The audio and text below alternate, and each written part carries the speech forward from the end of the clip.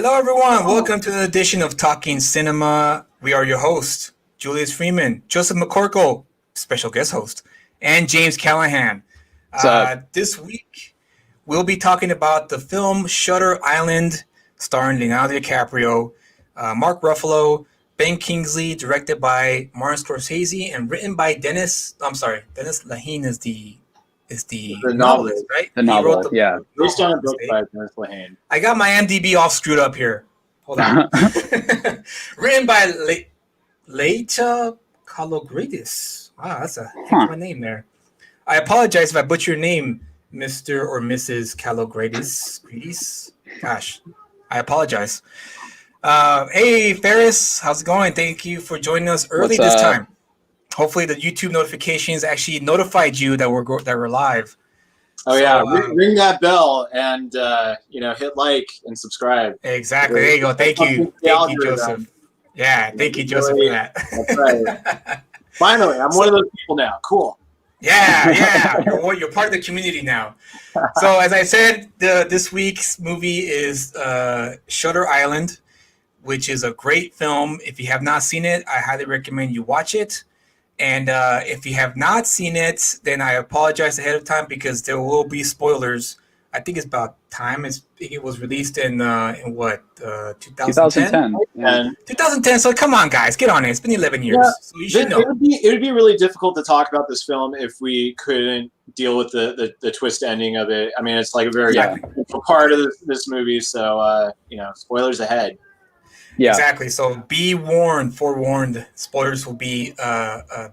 We'll have spoilers in the show.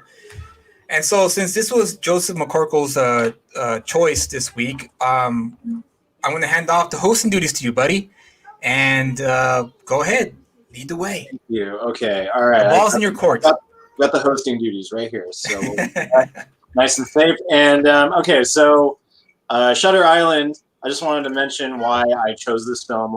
Last week we talked about Tenet and we talked about Christopher Nolan, who comes up with these great elaborate plots and oftentimes kind of like thinly characterized characters who don't really have like a lot going on in terms of like motivation or personal qualities. They're kind of just like warm bodies to go through the plot, or at least that's what the detractors say.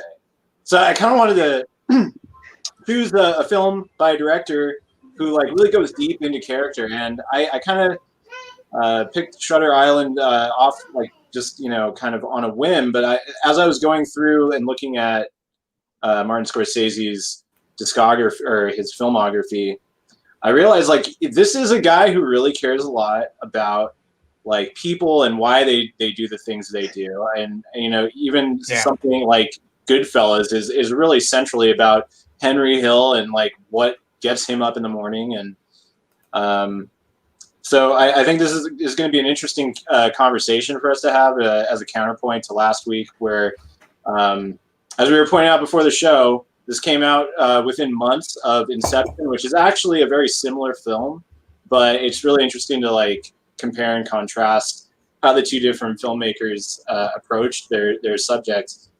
So I was thinking, okay, I know that I went to see this the first time with James back in 2010 when this film first came out. What do you remember? What do you remember about that, James? I remember it distinctly because a new Scorsese movie is always an event for me. And the difference between this film, though, and his previous movies was this was not well received upon its release. And it also had like the stigma of being, I think, delayed from an award season release to like the beginning of the year, which is never a good sign. And so I kind of went into it primed to like dislike it. And so I do remember seeing it with you, and I remember us just kind of being indifferent to it. We were like, yeah, that was a movie. And then we moved on. And Julius, what was your first viewing like? I watched it in the theater because, like James said, it's a Scorsese movie is always an event. You always want to go because I'm always curious to see what he has to offer as a storyteller. And he's one of the directors for me who's never plateaued. There's some directors who are my favorites who there's always a point in their career where they kind of reach a point where they kind of just stay stuck in that plane of like, oh, okay, yeah, once you've seen one, you've seen them all type of deal. But Scorsese, I just like the fact that he explores all sorts of, genres and themes in his films, and that's why it's always a treat to watch it. And I watched it the first time with my now current wife, who I was dating at the time, because she wanted to learn about film and all that stuff. Because I'm a film nerd, as you guys obviously, since we have this channel. And I remember just being in the end of it, just feeling like both the depressingly impressed, if that's even a right phrase to use. Yeah. Because the end of the movie, it disturbed me, man. That ending when he realizes, which we'll talk about later in the show, when he realizes the truth, I was just like blown away, because it took it to a route that I had no idea they were going to take it to. So as we'll discuss, you think it's going to go somewhere. You think, Scorsese's doing the whole, mind bending thing where they're going to trick him that he's a prisoner, but then you find out, whoa, it's like, oh, damn. And it was great. I was impressed. And I'm surprised that it didn't get the love that it got. I had no idea that it wasn't well received, James, as you mentioned. I'm surprised. Yeah, I think it remains one of his most poorly reviewed films, overall. Although why it does have... Why do you think that was? Because I think the twist is preposterous. And I think there's a lot of critics that want to point that out. And personally, I kind of feel like I have to point that out myself. It's one of those things where I have to ignore it because it's so dumb. But I think the movie's so thematically rich, and there's so many things to admire about it that I just kind of don't care. And I think that my way into this movie was approaching it similar to the way you approach Hitchcock's Vertigo, which is once you find out that twist and the more you think about the plot mechanics of how that would have to work, the more you realize that movie doesn't make any sense. It's not really very coherent at all. And this movie's kind of the same way. If you start to think about the logic involved with how this is all, supposed to be working, it kind of all falls apart. And I think that critics at the time, also maybe they read the book before they watched the movie, so they knew the twist was coming. And I think when this film came out, it was all about how preposterous the movie was, at face value. Really? And that's what so they all crazy. focused on. Yeah. Wow. And do you think Inception hurt this film? Because I guess we talked earlier before the show started that they had similar themes. So do you think maybe that kind of hurt the film? This film came out in February, and I believe Inception came out in July. That's Nolan's. Oh, okay. That came out. I think it came out July of 2009. Okay, I was mistaken. No. They came out within 6 months of each other, and it was only because Shutter Island had been delayed from that awards season release. And I think even at the time there was some fear, maybe at Warner Brothers, that the movies were too similar and that it might hurt Inception. But I don't think it hurt it at all. And if anything, I think they kind of complement each other now. I feel like they make such great kind of weird counterparts because they share the same lead and they share a very similar theme. And it's both about, two guys being haunted by dead wives and, lies that they tell themselves. And it's they're very similar films. Very interesting. The synchronicity there. Carl Jung would have been like, yes, you see, synchronicity. But that was my first. That was definitely my first impression. Was it was so good? I only watched it once. I was like, oh, I can't watch it again. But that was my first impression when I watched in the theater, and then upon watching it again last night, I was just thoroughly impressed. Even more watching it a second time, and more than likely, I'm going to watch it a third time in the near future. That's how much I enjoyed it. Yeah, I think that this film really is it kind of is an experience that goes across two viewings. And I watched it that first time, and I remember my reaction was really, Martin Scorsese is going to pull a twist ending, really? I remember being unimpressed and just being wow, well, that's it then. Okay, ending twisted, I think that it would have benefited from a second viewing at the time, and even though I didn't watch it until this past week, so I went like 11 years. Wow. I really enjoyed it a lot more on that second viewing, and I'm kind of curious, like, what if my first viewing was now? Because I do feel like this is like the interesting parts of this movie are kind of just more adult, and like Yeah. I think maybe that's what happened. Maybe we're too young. Maybe we're still a little young to understand the significance of the content of the Scorsese wanted to present. Because I did like the Ben Kingsley character. I thought he was a great character. Who throughout the movie you think, oh, this guy's nefarious. This guy has something, some kind of other devious plan going on behind the scenes. But in reality, you find out that hey, actually, he does want to help. Like he actually is gone out of his way to attempt to help this character who's really gone out of his way. Yeah, really out of his way, exactly. Yeah. Well, he lost a beautiful car to help this guy out. So, I think that's what it was. It was age because, upon watching, once again, guys, spoilers, when DiCaprio's character finds his children in the lake, it hit me a lot different now that I have a child myself than it did when I first watched it 10 years ago or 11 years ago, where obviously it was still, don't get me wrong, it was still terrible, tragic, and it was really a powerful scene. But last night, man, I couldn't help but shed a few tears going like, oh my God, I couldn't imagine. Like, oh, dude, I would just fucking lose my mind too. Yeah. Would I go down that road too of what this character did? And I kind of find myself thinking like, no, I wouldn't. I actually would probably do the same thing. Shoot my wife in the stomach, and kill her for drowning our children. It's a warning for you, baby.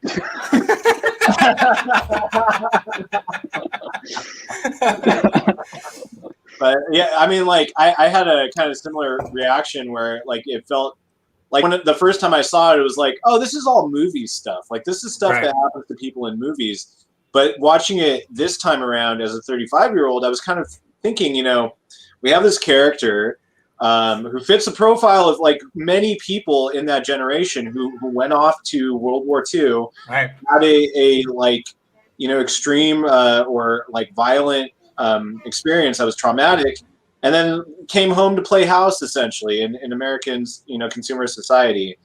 And Mad Men is kind of about that, like this was like a large collective trauma. And like, I was thinking like, man, imagine like if I went through, like if I had actually like, been in like a death camp in my early 20s, like it's nuts, carry that with you as a character. That's you would definitely have a bad case of PTSD for sure, and not even know that you had that until I think recently. What did they call it back then? Shell shocked? Or was that World War I? Shell shock. There's been various terms for it. Yeah, various terms, but now it's PTSD. But yeah, it just. This really is the subject matter of the film. Like he's dealing with that trauma that's like mixed with the horrible thing that happened with his family, and that's like it's like so intense. And like this is one of the great things about like an expert filmmaker like Scorsese is that he can weave this in, but it's like literally like protruding into the film in visions. Yeah, which was done really well. Like upon watching it the second time, I remember the first time I watched it, I was like, what's going on here? Like, why is this happening? And now watching it last night, I realized, the walls the walls that he built around his psyche to protect himself from the reality of what he did were starting to break down. And then, again, watching it a second time, I go, oh, wow, this is actually kind of genius, the way they did this. Yeah. And not many filmmakers can do that, like Scorsese.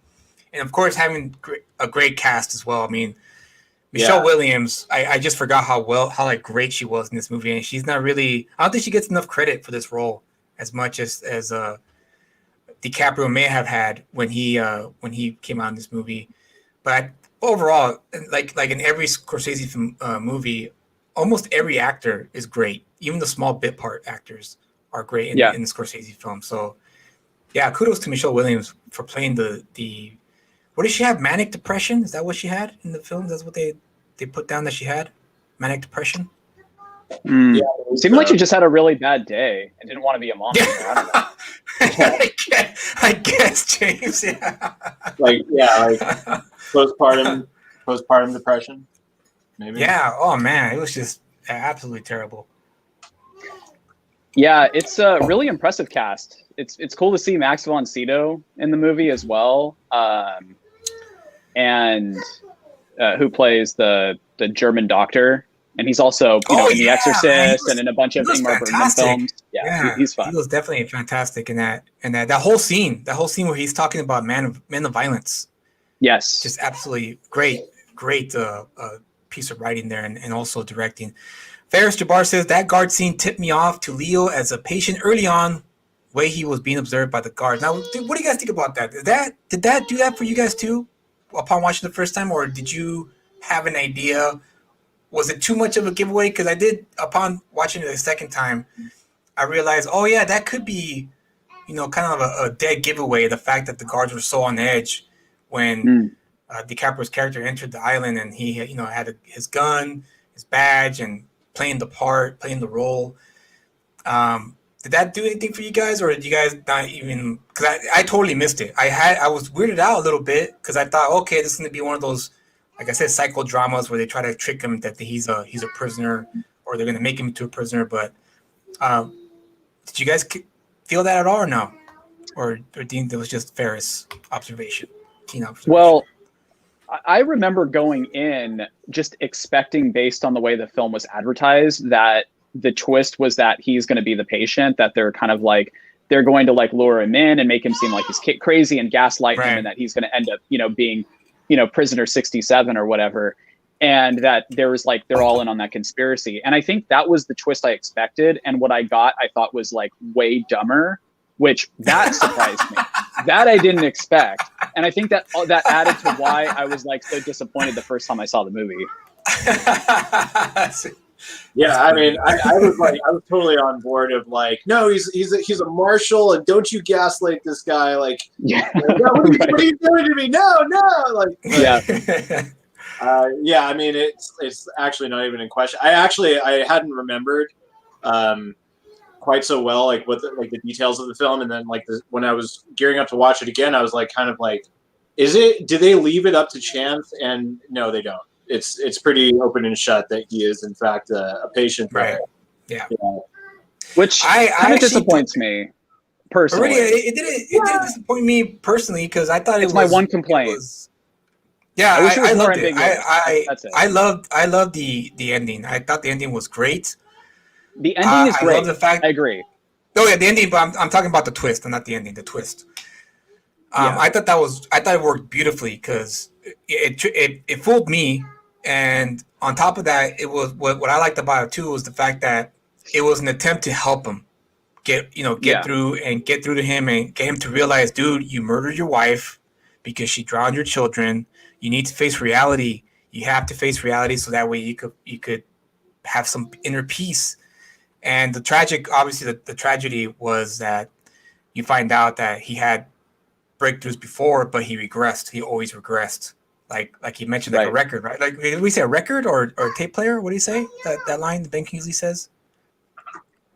It's like a record. I forget what the line was, but I thought it was a great commentary on how we treat the insane, especially back in America's history, how the criminally insane were mistreated, and it was great to see that Scorsese at least had some, I guess you could say, some sympathy as to how we treat them today, even. So yeah, it was all around. I loved it. But like I said, that whole sequence of the children that really disturbed me to the point where I couldn't watch it again. It was just too much. But so say in conclusion, I just want to say that I thought the twist was great, personally.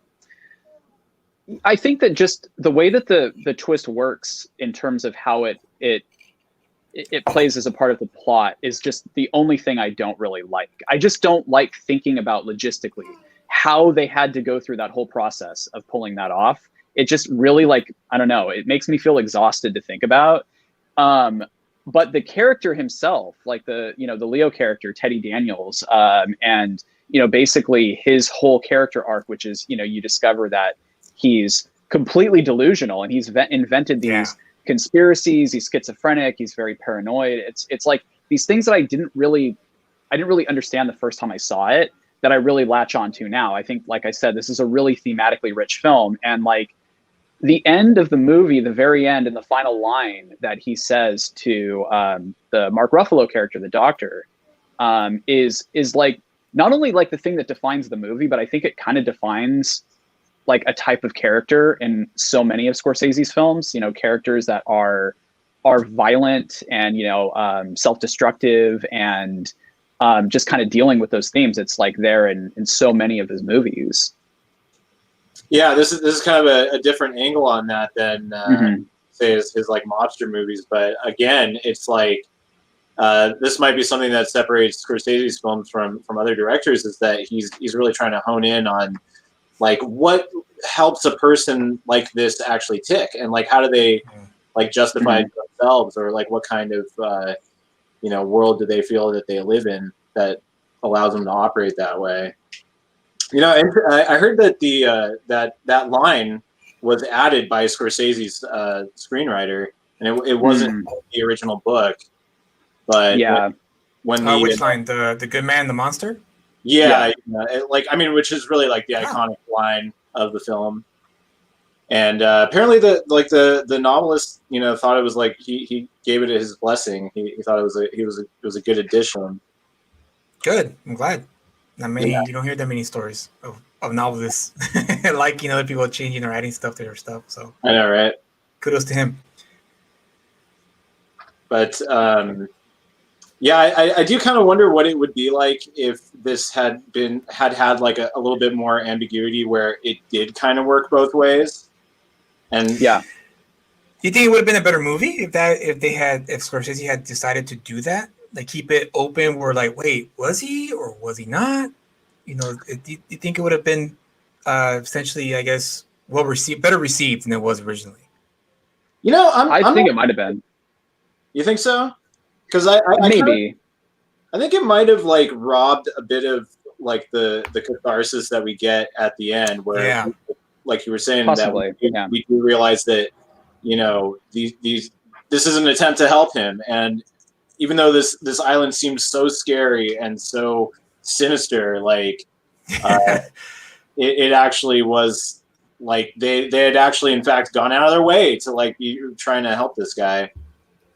Which, I'm always into movies about people trying to help people. It's just like it goes beyond suspension of disbelief. Like I thought of an example, and I don't think it's entirely fair because the movie itself is a little, surreal and more surreal than this film, and absurdist. And that movie's Brazil, which ends in a way where you're like, oh, I actually don't know what was fantasy and what wasn't. And, characters that you think were, more antagonistic and, even died in the story, like they come back at the very end and you realize, oh, the character's just so far gone that he can't tell what's real and what's not anymore. And this movie ends in kind of a similar way, and he's kind of a lost cause and they're going to, lobotomize him. But I also agree, though, if you don't have that very long, exposition dump at the very end where they run through the whole plot and explain, kind of like in Psycho, where it's like, this is exactly why everything you just saw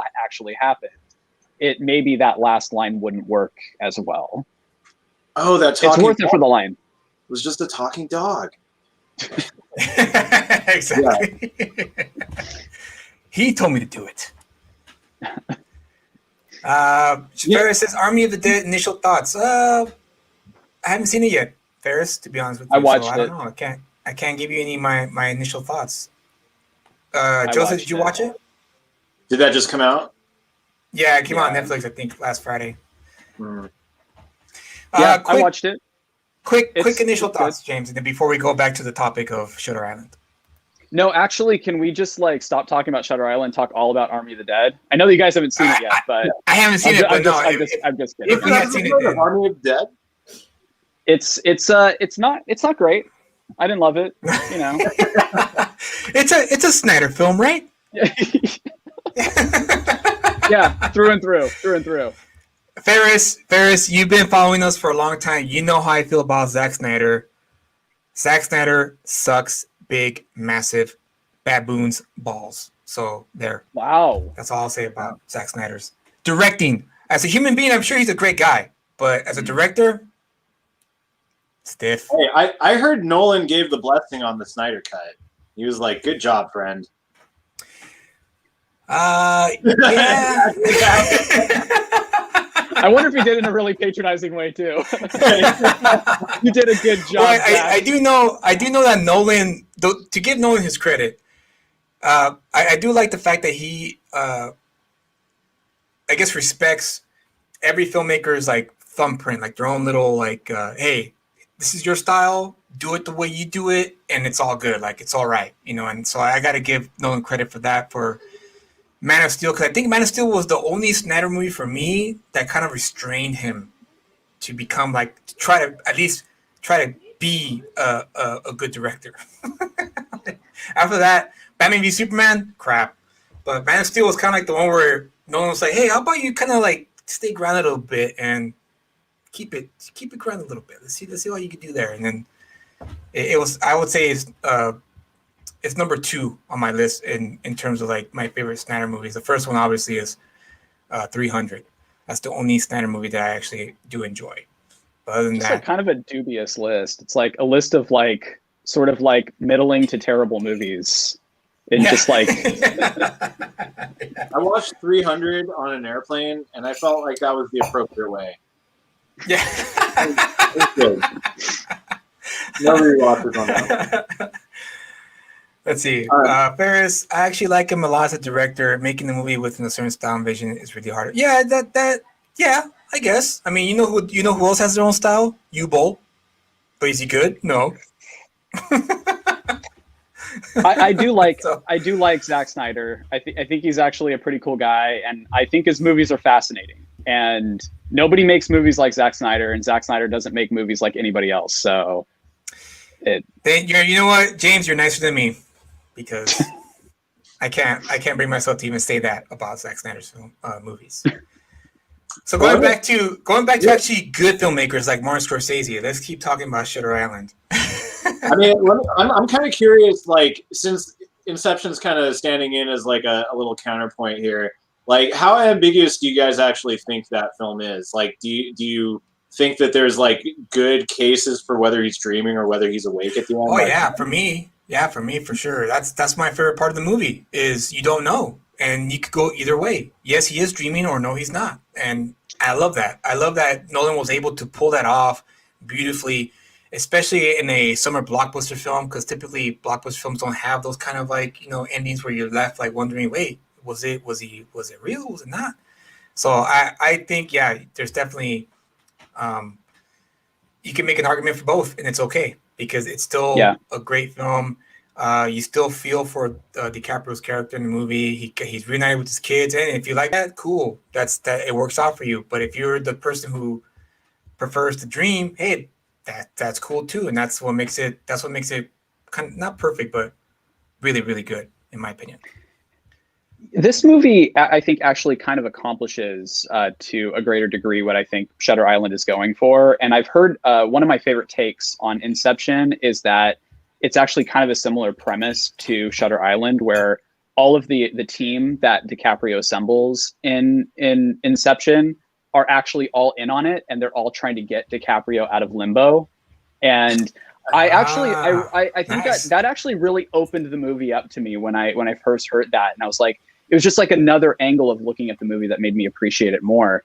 And yeah, I think having that kind of ambiguity where you can watch it multiple times and approach it from, you know, various angles, as opposed to, oh, when I watched it this time, I didn't know the twist, and now I know the twist. You know, it's like a kind of like a Sixth Sense kind of thing. You're just looking for clues of like, oh yeah, I guess they're giving it away there, as opposed to creating a, I mean, I'm not saying it would have been easy to do. I'm just saying that if it had been executed better, if maybe like we hadn't spent like 15 minutes with Ben Kingsley, like pulling out charts explaining like how this all happened, I think the movie might have been a little bit better, especially for one that runs like 220. It could have been a clean 2 hours if they shaved off a little bit there. And I think it would have been better, personally.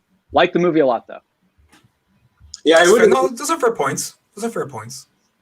It would have taken a bit of work. It would like it's not a question of like if they just like tacked on one scene or taken one scene out or changed one line. But I think that like Scorsese was kind of going for this, like trying to get you to like this rewatchability with it. Mm-hmm. I actually found a quote by him saying that like, well, we'll actually do double the box office because they'll have to come back and see it twice. And I don't know if that actually panned out. I don't think so. Oh, Marty, no. This was his biggest hit at the time. Yeah. So it worked. It wasn't. Oh, like, it did. Okay. Yeah, I don't think audiences loved the film. I think it kind of got mixed responses from audiences, but yeah, it was made dark. money. It was really dark. It is, yeah. So I can see how audiences were kind of like, whoa, because like I said, even for me, it was 11 years ago. So in my 20s, even for me, that was disturbing seeing that scene. Not just that scene with the children in the lake, but also the stuff before it too. The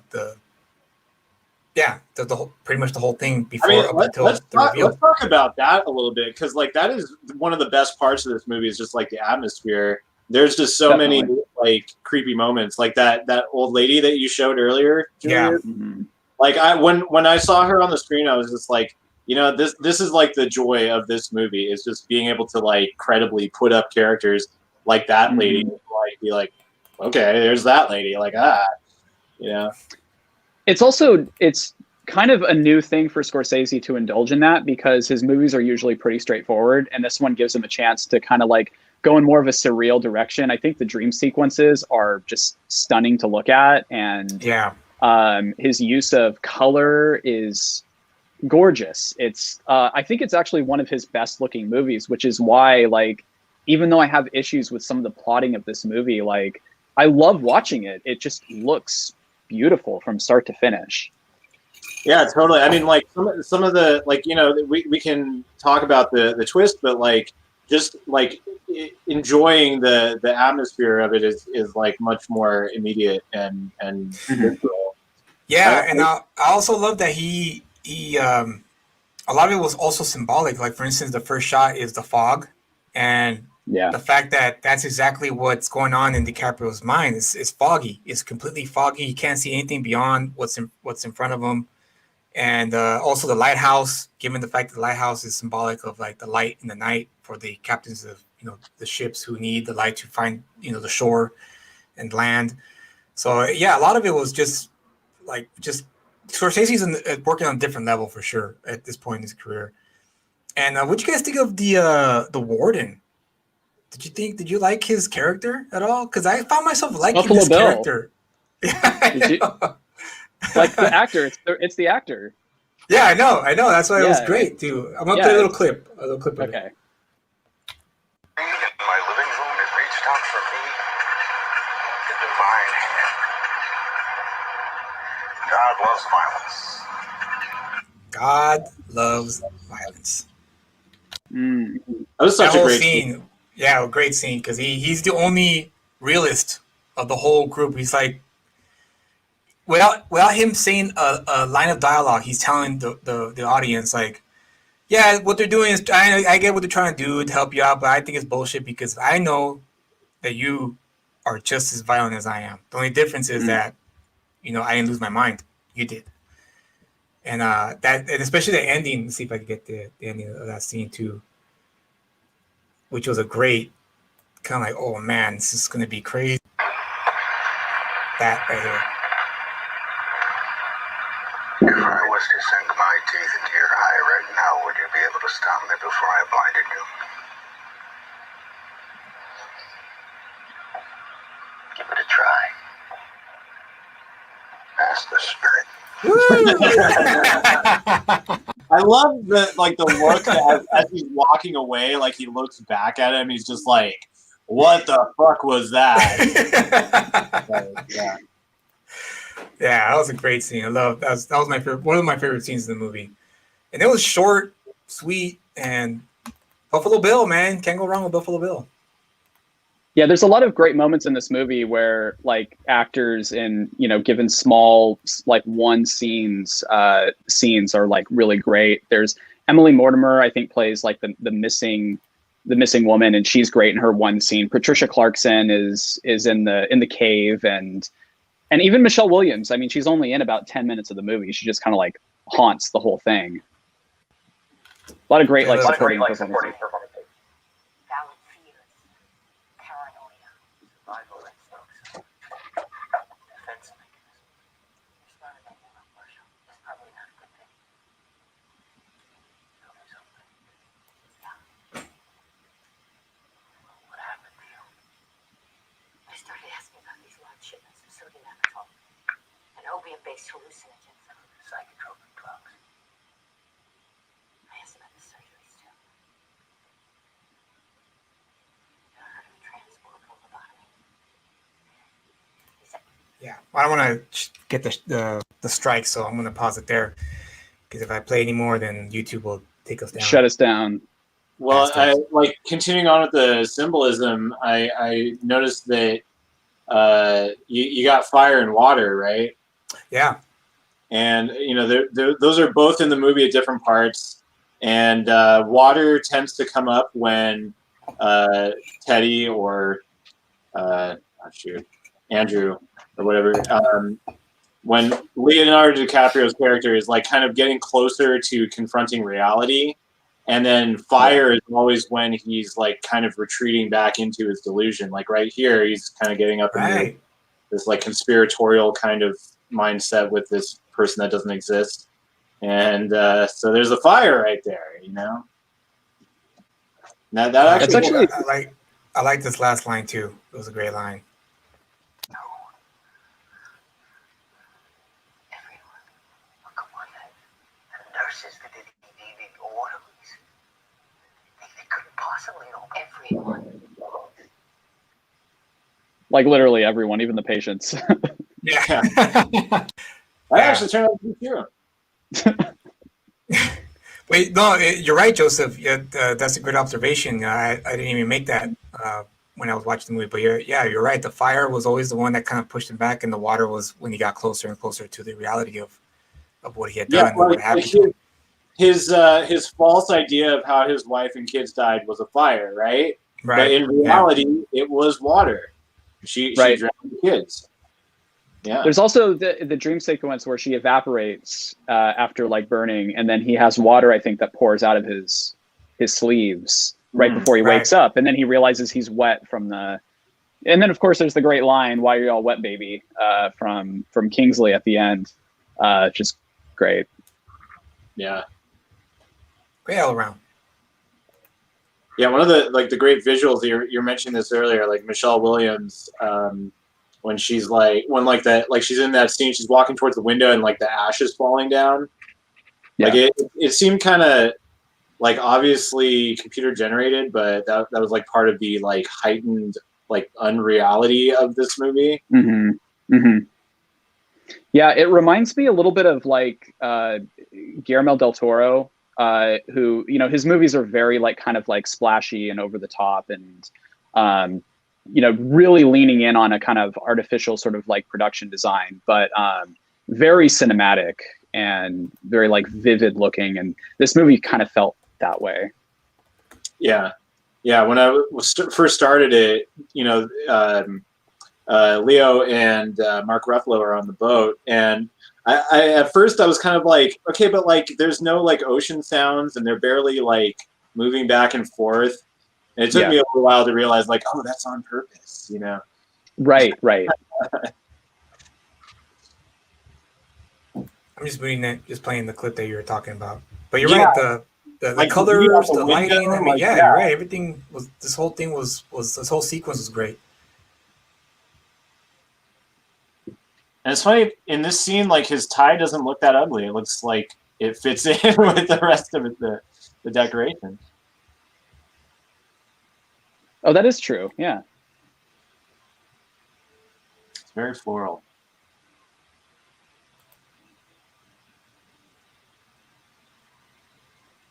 I also remember the music in this scene being very good. And throughout the movie, Look at that. I don't think Scorsese's done this in a lot of his films, but it's mostly like, I think, classical music compositions, like just, you know, existing classical music, which this movie came out right after The Departed, which is just like wall to wall with Gimme Shelter and, you know, other, you know, classic Scorsese songs. And then he made this, which is like very, very different. Yeah, that's a really good point. I was noticing that when I was watching the credits. It's just like page after page of just like orchestral compositions performed. Mm-hmm. Yeah. And that's, you know, that's not like common in every movie. No, I think it's common in The Shining, and I think The Shining was like a big influence on this movie. I think just in terms of like the mood that it sets and the use of music, and occasionally when it comes in a very like very booming, overwhelming way, it kind of reminds me of The Shining. Maybe Kubrick in general. Yeah, absolutely. Yeah, I can see that. It definitely is a similar vibe and very psychological. So I'm kind of curious, like, how many of Scorsese's other movies have both of you guys watched? You know, James, you want? I've seen them all. Have you seen all of them? Every one of them, yeah. I think the only one I haven't seen yet is Alice Doesn't Live Here Anymore. I haven't seen that one. Right? He did that one? Yeah. Yeah, one of his early ones. It probably would be easier to just like list off the major ones that you haven't seen. Color of Money, I haven't seen. Wait, Great that was movie. his too, right? Yeah, it was. Color of Money, I haven't seen. Age of Innocence. Oh, great movie. Yeah. Kundun. You know what's funny about Kundun? Kundun was there's a Sopranos episode where Christopher Moltisanti is waiting in line to enter a club. I don't know if you've seen it, Joseph, or not, but I've seen it. I don't quite remember, but I've seen it. Well, he's waiting. I think it's the first season of the Sopranos or the second. I can't remember which of the two. And Christopher Moltisanti is with his girlfriend waiting in the line at a club, and then Scorsese shows up in a limousine, and with his posse, whatever, and he enters the club. And before he enters the club, Christopher Moltisanti, considering the fact he's a mobster, the first thing he says to him was like, "Oh, Kundun, Kundun."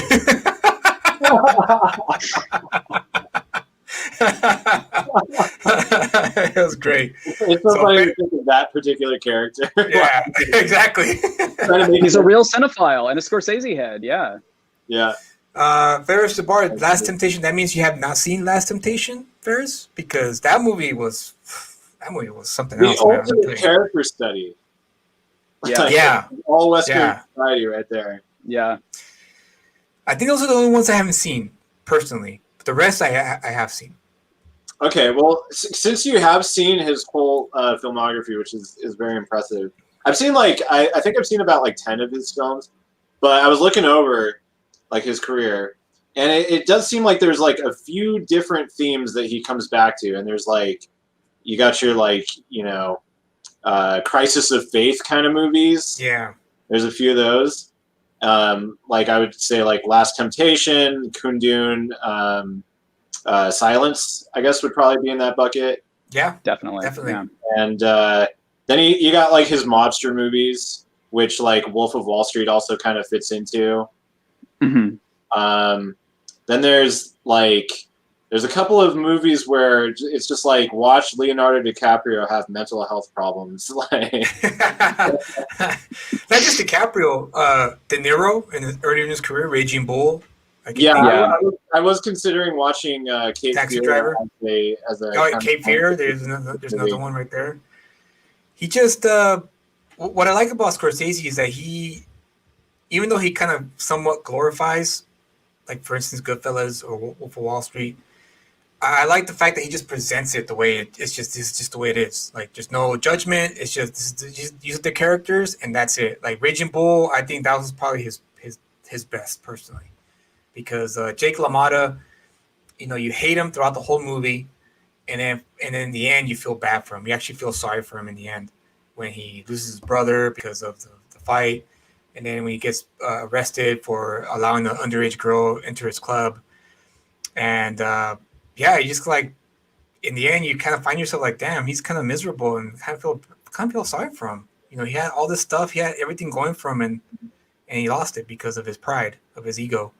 Oh, Aviator. Yes, Ferris. Aviator is a great that's a great pick. Hey, Wallaby. Hey, what's up, dude? What's up? Yeah. Underrated? I wouldn't consider Aviator underrated. I would consider Aviator rated. Okay, that was bad. I do feel like there was a lot of there was a fair amount of like negative reaction to that film. Would you agree, James? Really? No, I think there was some like early skepticism about it, but I think a lot of people got really caught up in the, big scale, just like celebration of Hollywood classic cinema of it. I think that in later years, people like I've returned to it a couple of times, and it's a little bloated. I don't know. It's not one of those movies that I wish there was more of. It's kind of one of those movies where like, yeah, after its first act, it kind of gets a little dull. But it has a great DiCaprio performance, and I enjoy watching it. Like, I don't think Scorsese's ever made anything close to a bad movie, so they're all, enjoyable to watch. But that one probably ranks like lower tier for me. But going back to what you were saying, Julius, like this is the thing that I love so much about Scorsese and why he might be my favorite filmmaker is that I don't think any director conveys empathy to the degree and to the success that he does, and a lot of it comes from how objective he is in the way he portrays his characters. And these are all usually pretty despicable people. And a lot of, I think his critics think that he's glorifying the actions of these characters. But in reality, I think he's approaching it the way that he would have approached working in the church if he had become a priest, which is to, look at a sinner and try to offer guidance as opposed to judgment. And exactly. I think that's evident in all of his work across the board. I think that's always the running theme in every one of his films is to always remain objective. Yeah, and the same thing goes for Goodfellas too. Henry Hill Definitely. is a despicable character, but you end up rooting for him for some of the part of the movie, especially the part where he starts flipping and he's paranoid because of the drug usage and also because of Jimmy Conway's like bloodthirst of whacking off everyone who that came off wrong, didn't it? My wife called me out. She's like, "Whacking off." I wasn't going to react until I heard it. You either whack or you off someone. Thank you, Joseph. That's different. Okay, all right. We're live, people. We're live. Talking Cinema is all about raw, unscripted talk. Yeah. But yeah, I agree. That's why he's one of my favorites too. Scorsese is definitely up there. He's in my top 5 for sure of great all-time directors because of his ability to, like you said, present a character as objectively as he can possibly, and letting the audience, hey, you judge this character the way you want to judge this character. I'm just showcasing what the character is, and that's it. I don't agree or disagree with what this character did or has done, and so on and so forth. So yeah, definitely. And I'm surprised he's still making movies, man. He's like 90 years old, isn't he? He's up there. I think he's 80 or maybe just turned 80. Just 79, 80. 78. Still, man, that's amazing. It's amazing that he still can churn them out and make great films. It's weird because he's still consistently making some of the best films of any given year. I mean, I would put The Irishman or Silence or The Departed, Gangs of New York up against whatever films came out that year. And yeah, I mean, he's still going strong. I thought The Irishman was an incredible film. And Shutter Island, I think, is an incredible movie too. Like, it's one of those movies where I rewatched The Departed right before I watched Shutter Island, and I think that maybe my biggest issue is that like The Departed is so fun to watch. Shutter Island is kind of a drag. It looks beautiful, but it's a big bummer. And yeah, I don't know. Like, but the thing is, I remember at the time I kind of underrated both The Departed and Shutter Island because those movies seemed like, oh yeah, Scorsese's making this big, movie star, big budgeted, film. And it seemed like one of those things that you just keep getting over and over. But now looking back, it's like, when's the last time we got a movie with the star power of like The Departed that was as character driven, which it had like that kind of dialogue and everything? It's like, they're very few and far between these days. And so now I look back on them and realize like, oh, those movies are really great.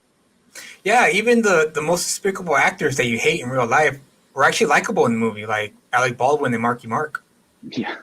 They were great in that movie.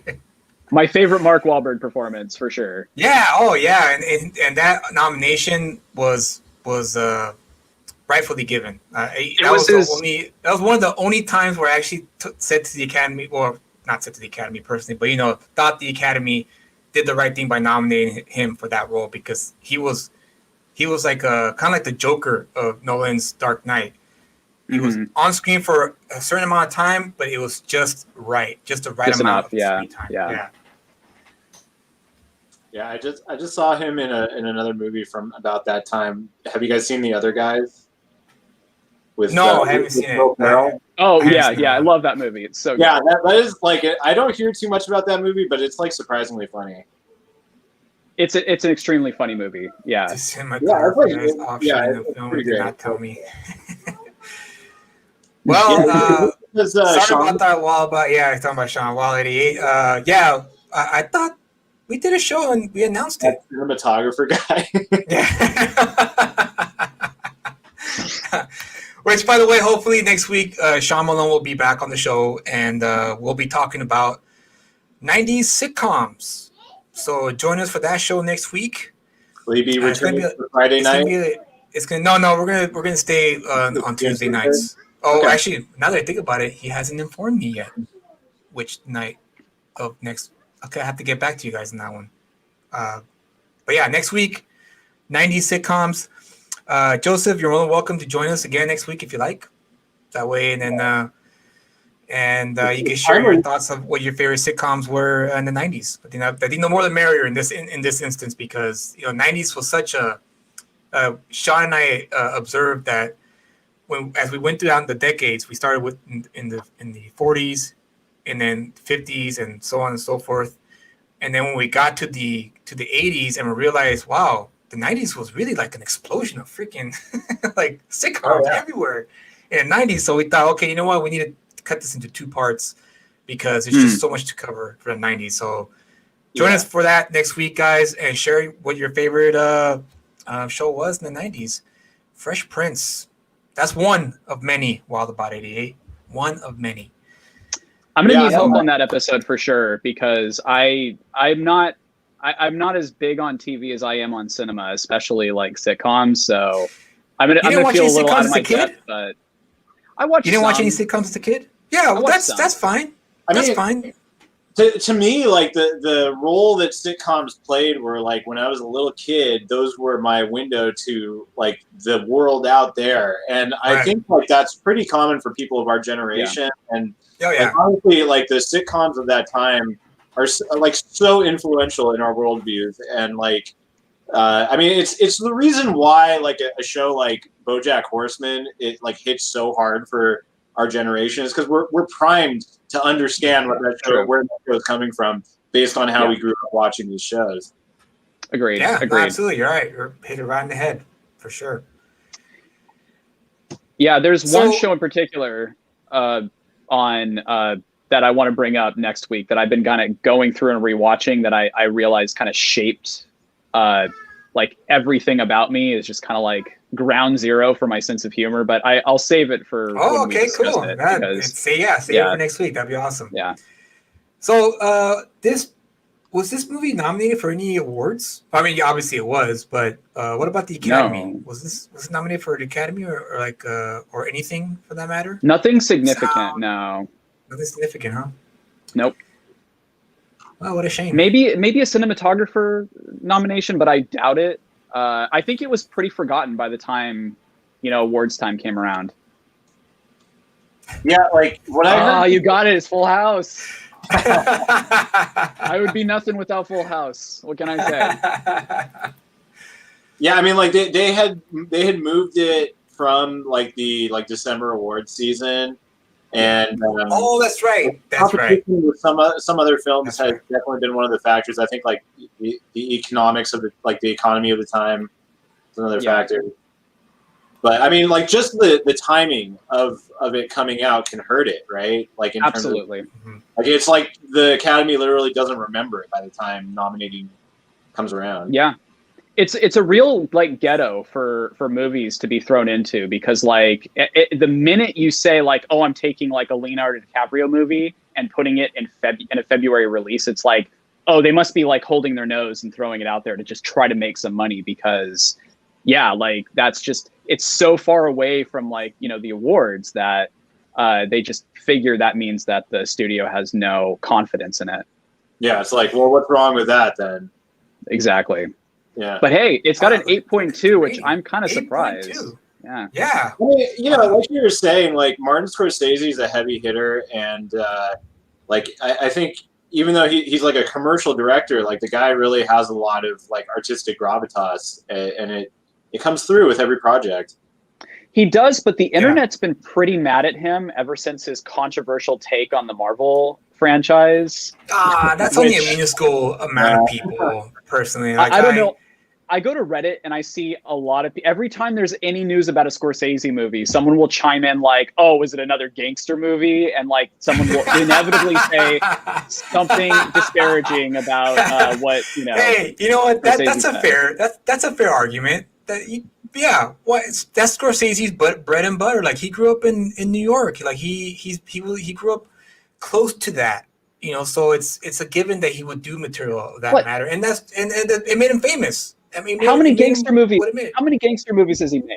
He's only made like 6, and he's made like 20 other movies. Like, I don't know. Yeah, it's only exactly. No, that's those are the most famous ones of his, is the gangster movies, because everyone, you know, when you mention Goodfellas, everyone knows about Goodfellas. Yeah. Like even the youngsters nowadays who are in their 20s are like, oh, I love that movie. Goodfellas. I mean, you know, like when people talk about Fame, like that's one of the most famous movies of all time. Oh yeah. Yeah, because it was well done. It's timeless. It truly is timeless.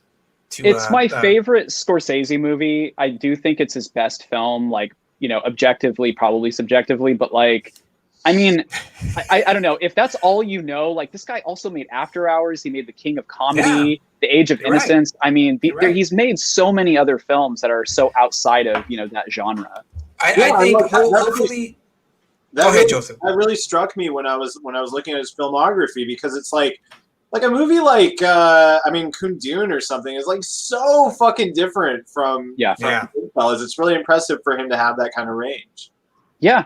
To go from Wolf of Wall Street to Silence is the other one? Crazy transition. Yeah, and also Age of Innocence too. Yeah. I mean, talk about a 180. I never would have thought Scorsese would make a movie like that. All of these films and their subject matter are like, they're also like not like far at a reserve, kind of like maybe more like Christopher Nolan's films. Like these are very personal to him, and like, you know, his like Catholic identity, or like the place that he grew up, and like the kinds of gangster people that might have been around there. Like they're very much like flowing from him as an artist. Right. Yeah, I agree. It's 100%. He really puts pretty much everyone to shame, I think, in terms of his consistency.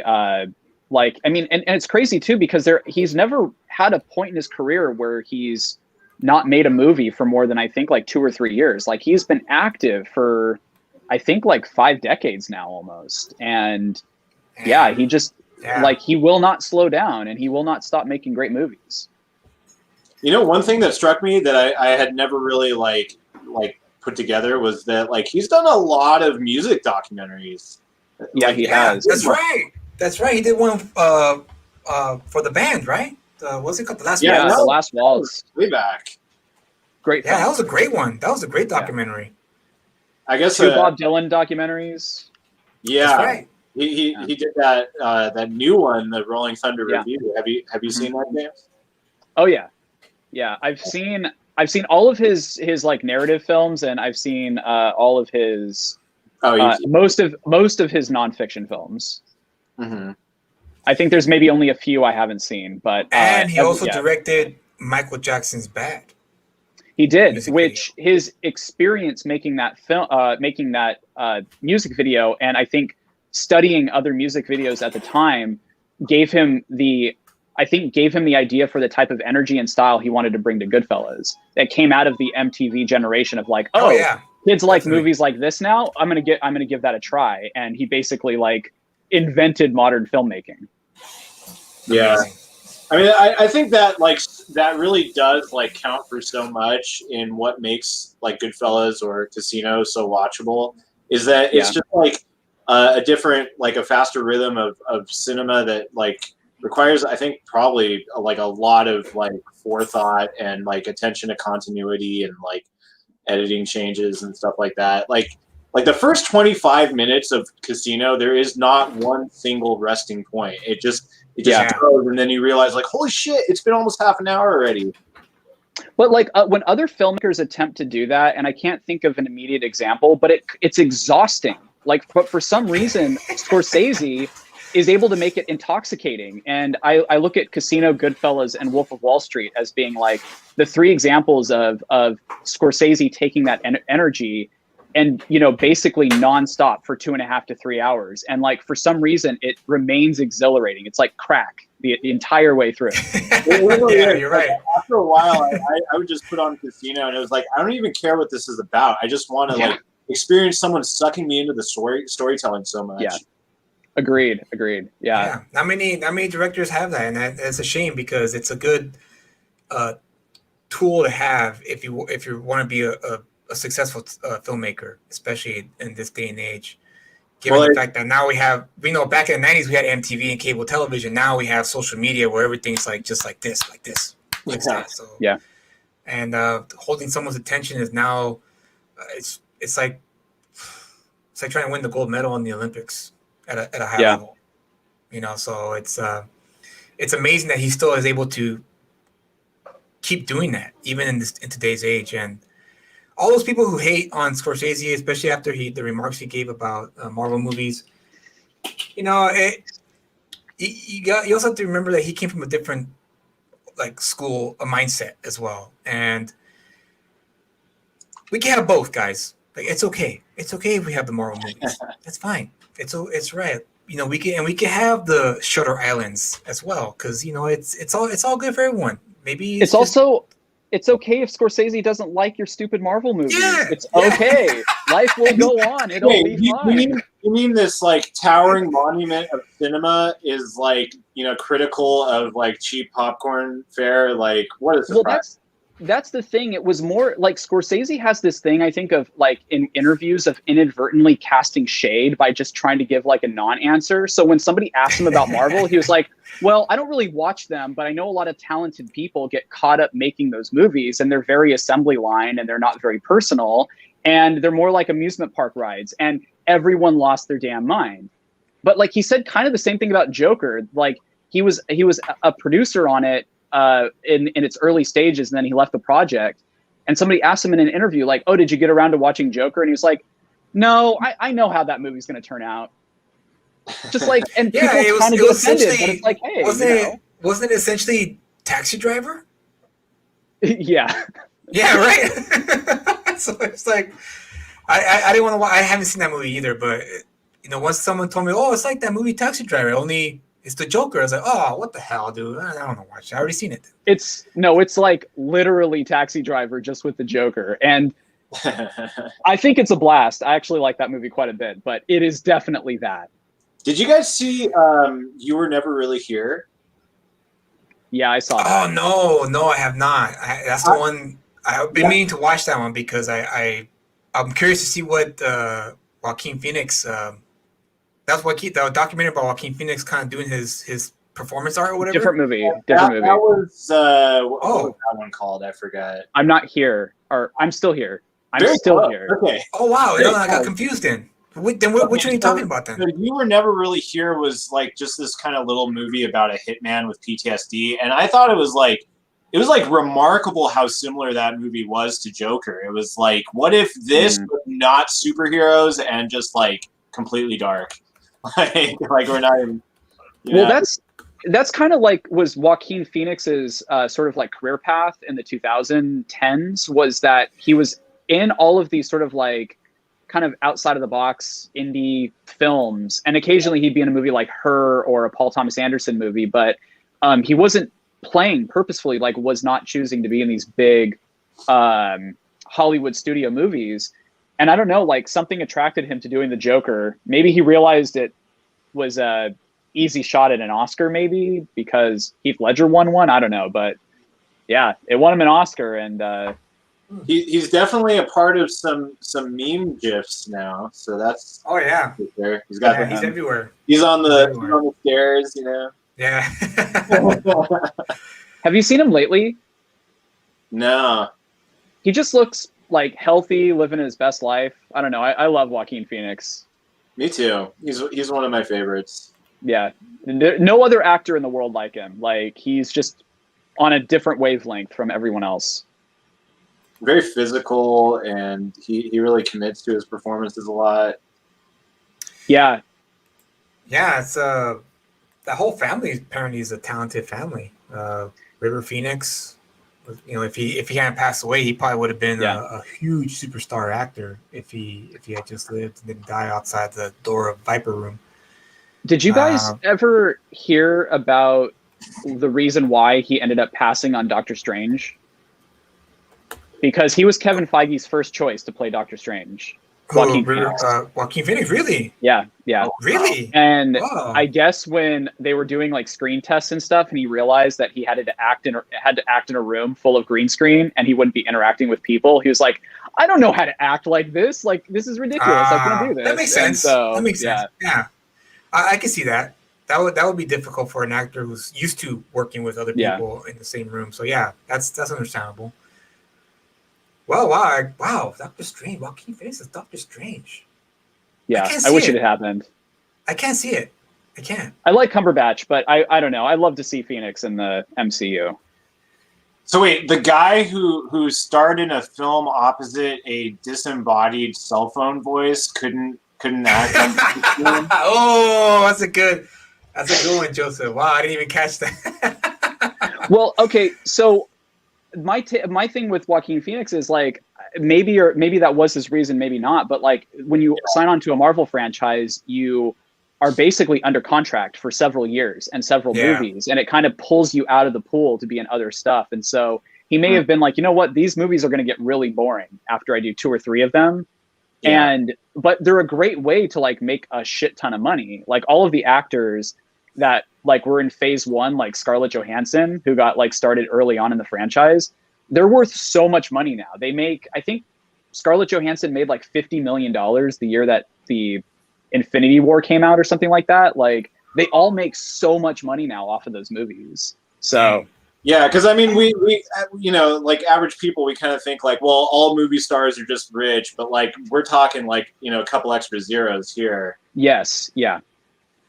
Which like Robert Downey Jr. kind of like was the beginning of that, like a star who comes in at a very small paycheck, but helps, you know, grow the franchise out and becomes indispensable. And then he can ask for like points on the profits and stuff. Yeah, that guy's worth like hundreds of millions now. Yeah, and he can make whatever movie he wants, like Dr. Dolittle, right? That was a great film. Very, very good point. You'd think he could take that clout and do that, but bringing us back to Shutter Island, DiCaprio is an actor who can still get any movie he wants made, and his movies like always make money. And he's one of the few actors that has not, you know, been in a superhero movie. Good, and I hope he never is in a superhero movie because I think he would retire before he did it. Yeah, I hope he never goes on hard times or falls into hard time where he needs the money. He has to take the paycheck, you know, and he'll be in the superhero movie. But let's hope that never happens because DiCaprio is one of my only like favorite male actors alive today because of the fact that he's not afraid to, you know, try out new stuff and actually challenge his acting chops and not only that, but also work with directors who are good. You know, it was great that he got to work with Scorsese in his first film. Was it Gangs of New York? Right. Yeah. So I remember I was really excited about it. I was like, wow, DiCaprio with Scorsese, that's gonna be cool. Because at first, obviously, Titanic was a huge success, right? And you know, we were all teenagers when that movie came out, and I remember I hated him. You know, when Teen Bopper actors, it's just like a given. You hate them. You hate them because it's a given. And then when I saw The Beach, that's when I was like, dude, this guy is legit. like this guy's not a freaking baby face actor who's gonna take safe roles. He's gonna fucking push himself. All right, take this. And then after that, that's when I started getting more and more respect for DiCaprio as an actor, because he wasn't afraid to go, where Hollywood wanted him to go this way. He was like, no, I'm gonna go over here instead because I want to do this instead. And so kudos to DiCaprio, and I hope he keeps doing what he's doing, because I wouldn't want to see him in a Marvel or a DC movie at all. Yeah, he's maintained a pretty consistent career of always seeking out auteur filmmakers to work with, and Scorsese being kind of like the peak of that. But you look at the directors, if you look at his filmography and the directors he's worked with, he's very picky about who he works with. And yeah, like Tarantino recently, and he's only in like one movie every couple of years, 3-4 years now. So he doesn't even really act that often. But yeah, I don't know. Like I remember around the same time, he was on my radar too, like around Gigs of New York. And I just noticed that he was great in everything I saw, but he was always getting better and better. Like he was really good in like Catch Me If You Can, and then even better in The Aviator, better still in The Departed. And I think it all kind of led up for me to Wolf of Wall Street, which I think is like the best performance of the last 10 years by any actor. It's like, I can't believe how good he is in that film. It's one of my all-time favorite performances. Very over the top, but yeah, it had to be over the top, because the content was obviously over the top. Sure.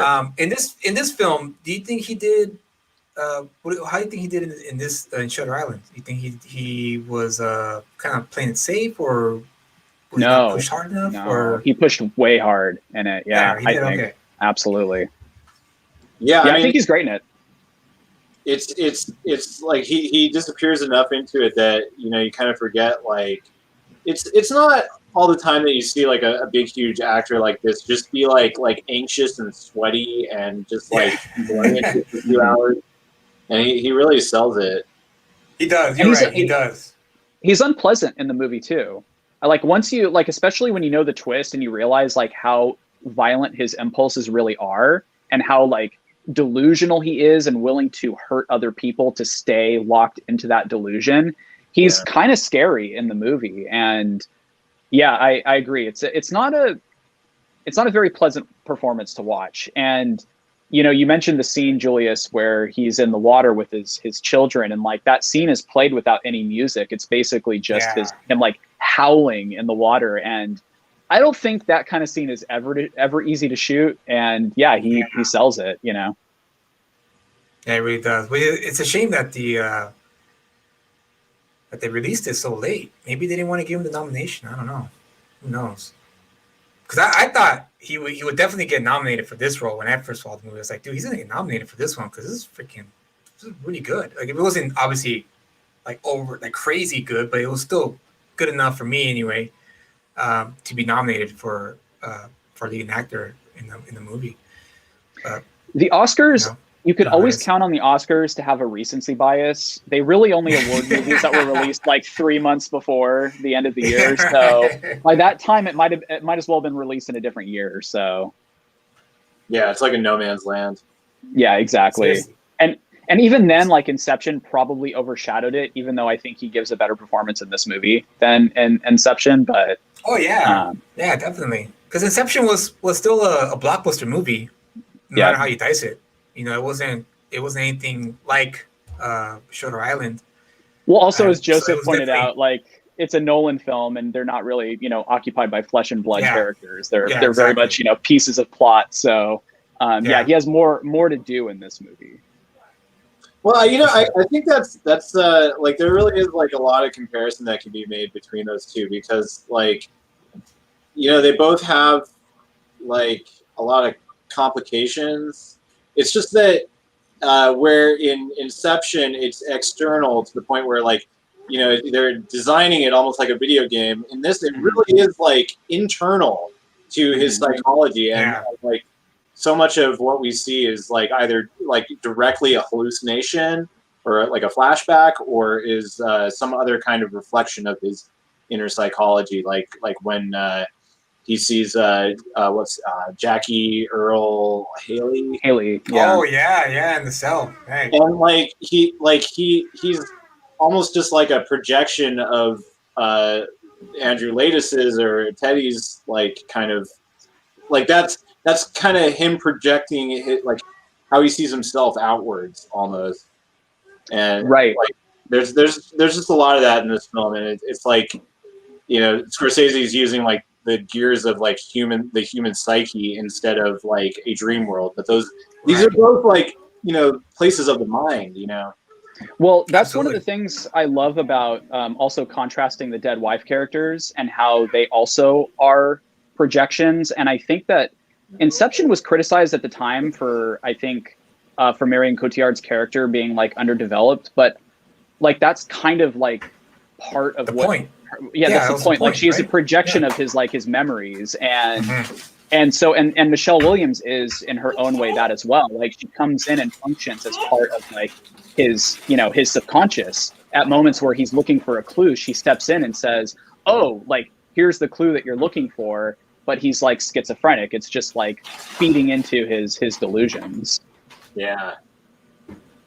Well said. Like, who knows? Maybe she was actually really nice, you know, and just got sick of his drinking and lost her mind. I don't know. I doubt that. I mean, there's a lot in there that, you know, you get those flashbacks, which are just incredible looking. The especially that tracking shot where they execute all of the Nazis, and I know, man. it's just masterfully done. I was watching that, and my little girl came in, and you know, they lined them up, and I knew it was coming. I was like, oh crap! And she was, you know, paying attention to me, and I thought, oh, okay, she's not here. But then, right like a second before they started shooting, she actually turns around to see what I'm looking at, because I was like really engaged with what was happening, and I like grab her head and like turn her like, no. Yeah.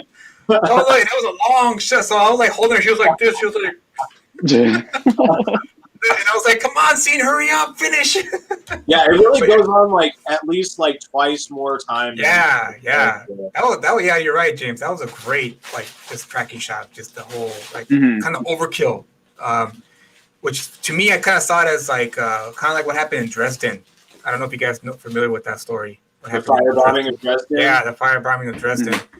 I kind of felt like maybe Scorsese was kind of, I guess, subtextually adding that in, you know, as the overkill, because it was overkill. You know, that whole tracking shot was like, dude, when is this going to end, man? How many German Nazis were in this camp, you know, that were alive? And it was that was also a great sequence. We haven't talked too much about his World War II flashbacks either, which also played a factor in. Yeah, which played a factor in. Was that was real, right? That was something he did, or was that something he hallucinated? No, it has to be something he did. The massacre, the massacre he did. It is, yeah. I mean, if it were hallucinated, then like it's like the only place we're getting that information from is his hallucination. So yeah, I mean, let's just say it's real. Although it was interesting how the people frozen in ice kind of blended in with his children. Like obviously, like, these are two like horrible things to be carrying in your head, and they're kind of mixing together in this mindset of you know, just terribleness. Well, the way that I read it, because like I kind of did a 180 on this movie really quickly, because when I saw the film, like I said the first time, I didn't like it that much. But the end of the movie, that final line really stuck with me, and I kept thinking about it, and it kept coming back to me, and it made me kind of reevaluate the film in my mind. So I really looked forward to revisiting it when it came out on Blu-ray. And then I rewatched the film a couple of times, and I started to appreciate it a lot more. But yeah, I think that like there's something about the way that the film plants the seed of that like original sin, that original violence that it takes part in, and then carries with him home, which, you know, makes him a drunk, which then drives his wife crazy, which then leads to basically the destruction of his whole family and ultimately his own oblivion. And I think that's kind of how, you know, the whole thing happens, you know, with just the deteroration of his psyche and everything else. But also just the way that he oh, sorry, I just got echoed. Oh, sorry, I was gonna play the video, but go ahead. Hold on. Go ahead. I just always I keep forgetting to mention too, like the just kind of like how openly racist he is towards the Max von Sydow character. Just like immediately thinks like he's into, you know, some shady like Nazi shit with experimentation and stuff, and just like starts speaking German to him in a really condescending way. Yeah, let's play this clip. I like it. You're right. It's a great ending. This makes me wonder. Yeah, what's that, boss? Which would be worse? To live as a monster, or to die as a good man?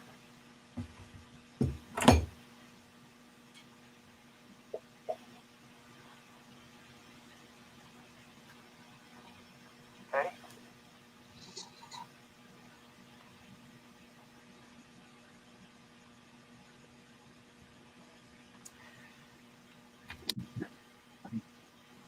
You know, I can only imagine like the kind of pain this person is in, and now that I'm watching the scene again, you know, I can't help but think like, you know, if I were in your shoes, I probably wouldn't want to be living with this pain, even if I was like, you know, I had the breakthrough, right? I had the breakthrough, made peace with it, whatever. Now that I think about it, maybe he was cured and he didn't want to live on anymore. Maybe he just didn't. That was want to always live on my with read on those it. memories. Yeah. That was my read. Yeah. Yeah, it's not so much that he regressed in a like psychological way. It's like he it worked. It broke him free to the truth, but it's just too heavy for him to bear. It's too heavy, yeah, too heavy. Knowing the fact that his 3 children are gone, his wife is gone, and and not only that, he's stuck there. He's stuck in that shitty hospital. Yeah. Yeah, exactly, exactly, and he's never gonna get out. Even if he had the breakthrough and you realize what he's done, he's never gonna get out. He's stuck there forever. Mm-hmm. So yeah, maybe he's just, better to die a good man. Better to just die before I go, before I guess regress again. If that's Wait a what he minute. thought, but Actually, I take that back. Do we know that he would have been stuck there forever? Because the only thing he did do was murder his wife, and he did it in a moment of like desperate insanity. Like, I'm not trying to give him a free pass here, but the dude's a veteran. He's also a cop, Right. and he had a mental breakdown for good reason, and he made a poor choice. But think about the situation he was in at that moment. I think if he showed signs that he was getting better and progressing, I think they would have let him go at a certain point. But yeah, he You chose think so? to. I think so? I think he would have. I mean, possibly. It's like Yeah. pretty idiosyncratic. I mean, like basically there was like a long time in this country where, if you had any kind of mental illness, like our solution was just like take you out of society completely. And then sometime in the 60s, like that attitude changed, and that's like a big part of the reason why we have such a like large homelessness problem now that like wasn't there before. It's just like society was just like, well, instead we'll just like not deal with these people at all. So maybe you would have gotten Right. right in the 60s, I don't know, but So wait, did things get better or not? Because I can't tell. Well, I mean, it's better to have a prison outside than inside a building, right? I guess if you want to look at it that way. yeah, fewer Nurse Ratchets, I guess. Yeah, because that's the you don't want Nurse Ratchets in your mental institutions for sure. No. You don't want that. They're famously not great. One of the most evil characters in cinema history, man. Nurse Ratchet. I don't know. Oof. She had some good ideas. I don't know. I'm a I ratchet remember watching apologist. that movie. I remember watching that movie, and by the end of it, I was like, man, dude, I've seen Freddy Krueger, Jason Voorhees, and this bitch is the most fucking evil one I've ever seen, like in cinema history. Like it was amazing, and just the actress who played that part just did a great job. She was perfectly cast for that. Yeah, role. but like Nicholson was kind of an asshole, and he was really obnoxious in that movie. Of course, and there's also he a power was. struggle, so Yeah, I mean, come on. yeah, it was definitely a clash of egos for sure. Nicholson's character was the free spirited, like, hey man, like I'm just here to get my 30 days, I'm out. But then he found, of course, he finds out that that wasn't the case. No, just like Teddy Daniels, he's going to be stuck there forever. Yep. And but the only difference is that he was forcefully lobotomized, where it looks like from this clip we just seen, he willingly chose to be lobotomized, so that way he won't live with the pain anymore. Yeah. I think that's why like medical settings can actually be like more horrifying than these kind of like supernatural monsters. Is that it's like real, and like it's like the real Rachel Solando or the yes, yeah. In the cave, like she was saying, like, you know, the thing about it is that like once they just decide you're a problem, like how are you gonna, like, anything you say in defense becomes part of the delusion, so to speak. Yeah, part of your insanity. Like, oh, it's because he's insane. That's why he's saying that. And it's, like, honestly, in our society, even to this day, that is like a very real factor. Oh yeah, yeah, definitely. I thought about that while watching it. Yeah. Yeah, it rings true. It's gonna ring true forever. I mean, that's how it goes, right? Once you get that stigma, that stink. That stigma, very hard. Yeah, it's very hard to get rid of it. I guess if they had decided to kind of go more ambiguous with this movie, like that scene would have been a great part of kind of playing up the tension. Yeah. Of that. Yeah, because I distinctly remember that scene being really disturbing when I saw the movie. Because at that point, the first time I was like, "Oh, this is just like inevitably where this is headed. Like he is of sound mind. They're just going to convince him that he's crazy or convince society." And then we got the twist that we got. But I actually appreciate more now looking at this character as being so delusional with this like insane conspiracy that he's created in his mind. And at a certain point, like, he's like creating new conspiracies out of conspiracies just to like, you know, to keep the whole, you know, delusion afloat. And I don't know, it kind of reminds me of people who are lost in like their own reality, you know, and you see a lot of that these days where people are just dude. I don't even know what planet you're on anymore, you know? Yeah, exactly. When they're mentioning that the intelligence services have like consulted with Ben Kingsley, he's like, ooh, what? Like that's just like catnip to that kind of mindset. Like, man, the CIA, they're all in on it, blah, blah, blah, you know? I'm gonna blow the lid right off this thing. Yeah. And I think he reads that in the file, right? And he's like, "You've been blowing the lid off this whole thing for 2 years." For 24 months. Ooh, 24 long months. Can you imagine? Oh my God, how frustrating that would be if you're a psychiatrist or a doctor. Or just imagine that staff having to like, you know, keep going through that elaborate plot to trick the inmates into, I don't know, realizing they're deleting. I would be freaking deathly scared. Like, are we really gonna do this? Are we gonna let this guy freaking run around here like he's actually a U.S. Marshal and give him authority to like walk around everywhere? Like, oh man, I would have been terrified out of my mind. When you're the guy that has the rifle to the face towards the end of the movie, like. Do you file a claim and like do you get an attorney to like represent you? Is that like a workplace injury? Like, how do you explain that? Maybe not in the 50s. Maybe in the 50s. In the 50s, it would definitely be like, no, tough it up. Yeah, I mean, like these guys signed up to work on this like menacing remote built island. Like they knew what they were signing up for. Yeah, exactly. Like, come on, the sun has never even come up here. Like it's just. Exactly. Oh, you know that scene with the warden where they're driving in the Jeep and like he's talking about violence and God, like that reminded me of Terrence Malick and the kind of stuff he talks about in his movies a lot. That tension between like violence and then like grace and like God's plan, and it's like what shit happens? How does that fit into God's plan? And I like it did make me want to watch like the Thin Red Line again or something like that. Did you make connection there? Actually, the warden kind of reminded me of like a Werner Herzog type of character, just somebody who's just like very pessimistic about, you know, nature and mankind. Yeah. And I also the vibe in that scene, it feels very much like they're on a stage with like, you know, projection going by that they're not actually driving, but it adds to like the dreamlike quality. And I think, you know, Joseph, you mentioned like early in the film when they're on the boat, it seems very fake, but that's kind of part of the illusion of it. And I feel like there's a lot of moments in this movie that have like, just kind of like when the tree comes in through the gravesite, you know, when they're like kind of locked away and, they're powwowing about the conspiracy, and then like that tree just comes in at the right moment. It's very theatrical, and it's just like, is this really happening? It's very dreamlike. It's totally timed. Yeah, it was great. Yeah, an elaborate theater play. Mhm. That's pretty much what we're watching in this movie. Almost like that movie, The Game. But obviously it's not about some guy's mental breakdown. It's just about a guy who, I guess, what was that? That's a great Michael Douglas' comparison, character? actually. Huh? Yeah. Yeah, That's a it's great exactly comparison. it's almost exactly like The Game. Yeah, where all this stuff that's happening to him is just nothing but an elaborate play to. What was the reason for it? Because he was like To get him to lighten up. That's right. He was uptight. That's right. That's what it was. Yeah, essentially that's what it was, to get him to line up. But obviously the Shutter Island was more about breaking through to this person's psyche so they could realize the reality of it.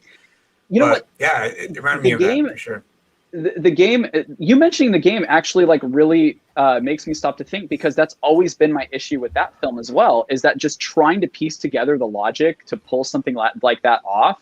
Just, I don't know, like I can handle suspension of disbelief in a lot of different kinds of movies, but there's something about like elaborate plotting like that starts to just wear me down, because I get really stressed out thinking about it. It's real, man. It's real. The CIA has been freaking. I've read stories by ex-CIA officers who talk about that very thing. They set up elaborate schemes to make you think that you're in charge of a situation. It's kind of like a sting operation, right? Mm-hmm. They hire agents to. They place them in different sections of whatever they're trapping you in. They dress up as bellboys. They dress up as, say a hotel, right? They dress up as hotel employees. And you are walking into a hotel thinking you're entering the hotel, but in reality, you're surrounded by agents who are ready to take you in. So it's kind of, it's very a lot common than you think. Okay. When it comes to espionage is what I mean. I can accept that, but seeing like my tax dollars go towards like this, Shutter Island and these sort of like experimental procedures, I would be pretty irritated. I'd be like, okay, first of all, I don't think this is very efficient. I think you're putting a lot of your employees and the patients in danger. Oh, yeah. I don't know. Yeah. I think Kingsley, brings a lot of, gravitas to a role, but like he's a bad doctor. He's not a good doctor. Well, honestly, but he cares, James. He cares. I think that's pretty true to life to the history of the psychiatry, because you got Freud and Jung, right? And like they're like the pioneers. They were like totally like they weren't working in any kind of system. Like they were like very much like auteurs of their time. Mm-hmm. And then like all the people that came after that, like in the middle of the 20th century, pretty much like all their practices would be considered unethical today. And there's been like a lot of evolution in ethics in the psychiatric community. Like even people that are still recognized as like they were pioneers, it's like, yeah, but we would never get away with that shit today, Right. Makes sense. Yeah, and then, in fact, like this movie actually involves like some actual history of like this, the move from like just purely talk therapy to like starting to like do these lobotomies and actually like do invasive surgery, and then like that shifted backwards like some decades after that too. Do they still lobotomize people? Yeah, hopefully not. Like I think they do, but I think it's electroshock. Electroshock therapy. Electroshock therapy has changed a lot in the past 20 years, but like lobotomies, like I mean, it's kind of looked at now as like a little mini Holocaust. Like it's like it's definitely barbaric for sure. There were 44,000 individuals in the United States who were lobotomized in the 20th century, and it's like it's looked at like that. It's like this was so clearly wrong. Yeah, who was one of the most famous people who've been lobotomized? It was the Kennedy. Yeah, Kennedy's sisters. Yeah, Eleanor Kennedy or something like that. Yeah, she was. I don't know if you heard about that, James, but is it because she was a Republican or? No, I think it was because she had a rebellious spirit. I think that's what it was. Ooh, it's my guess. That's terrible. Wow. And the Kennedy, you can imagine the patriarch of the Kennedy, Joseph Kennedy. It's probably not like that at all. So, maybe she was a bit too rebellious, and she was taken in, and then eventually she was lobotomized. I think close to when Kennedy became president. think around that time, if I'm not mistaken. I have to look into it. Bummer. But Yeah. I think that like real attention to like the real detail of like psychiatry and then also just like human psychology is what redeems this film and makes it so great. Yeah. Like it is very like realistic to how the human psyche works. Yeah. Absolutely. Yeah, it definitely. Upon watching it again last night, it not only that, like you mentioned, Joseph, but I also like the fact that of how it was written and how it was structured and how slowly we kind of went. We're alongside DiCaprio's character in this journey of his to find the truth, to get to the truth or the bottom of things in terms of the missing patient 67 or 64. 67. I can't remember. 67.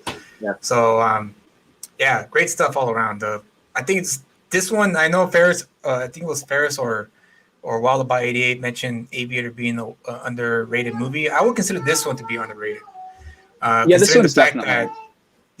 Considering the fact that James, you mentioned earlier that it wasn't well received, and for obvious reasons, it is a bummer. It is a hard movie to watch, and it's not something you take, your girlfriend you just started dating to a movie night. So no, not at all. So I can see why. I can see why people were turned off by it.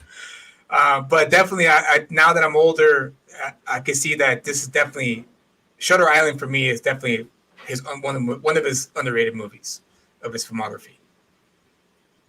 Yeah, I agree. The subject matter just kind of makes it like not a super great one to like, oh yeah, I watched that one again, or it's definitely not one of those movies where it's like, oh man, every time I see that on TV, I just have to watch to the end. Yeah. Like, Exactly. It's the funny thing is when I first saw the trailer for it, I personally, because I didn't know too much about the story, I just knew it was a new Scorsese movie, and I was excited that he was making a new one. I thought it was going to be a supernatural, like horror movie. Like, oh, he's going to do a horror movie. Cool. Like, this is going to be great. A Martin Scorsese horror movie. And that's what I thought it was, but obviously I was surprised by the content.